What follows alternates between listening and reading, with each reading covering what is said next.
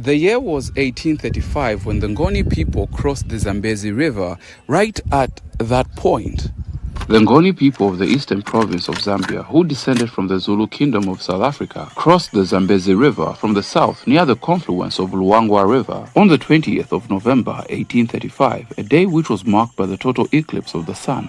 They migrated north, fleeing from the conflicts of Shaka Zulu's forces. The Ngonis were led by their kings Wangendaba and moved across the territories that are now Zimbabwe, Mozambique, Malawi, and Zambia. They established new kingdoms, incorporating other groups and bringing their advanced military tactics. Their migrations led to the settlements of various Ngoni groups in the modern-day Zambia, Malawi, Mozambique, and Tanzania. And after the death of their kings Wangendaba around 1848, in the present-day Tanzania, the Ngoni kingdom split into several groups, and the Prince Mpezeni I led his followers southwards into present-day Chipata in the 1860s. But the coming of the colonial expansion of the British Empire into these lands became a threat that would soon engulf Ngoniland and the surrounding territories. The Prince Nsingo, the older son of Mpezeni I, assembled about 10,000 of his bravest Ngoni warriors and attacked the British South African Company's prospectors and soldiers in the December of 1897 at Fort Jameson. These attacks proved to be successful as the British were forced to retreat,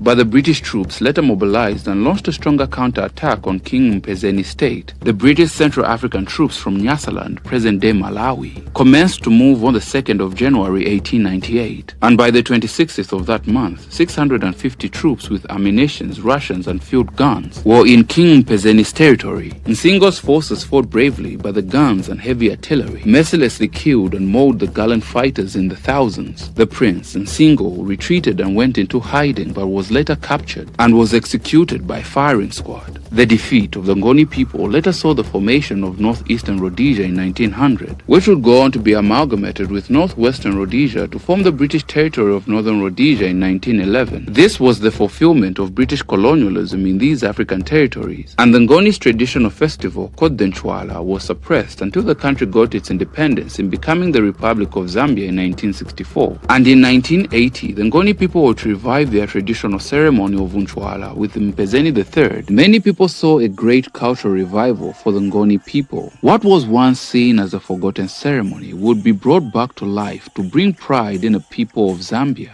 which they now celebrate every single year in the eastern province. And in the February of 2025, the Ngoni people would recreate crossing the Zambezi River, marking 190 years after the event of 1835. And also in 2026, the Ngoni people crossed the Zambezi River after visiting the gravesite of King Wangendaba in the northern province as part of the 2026 Nchwala ceremony.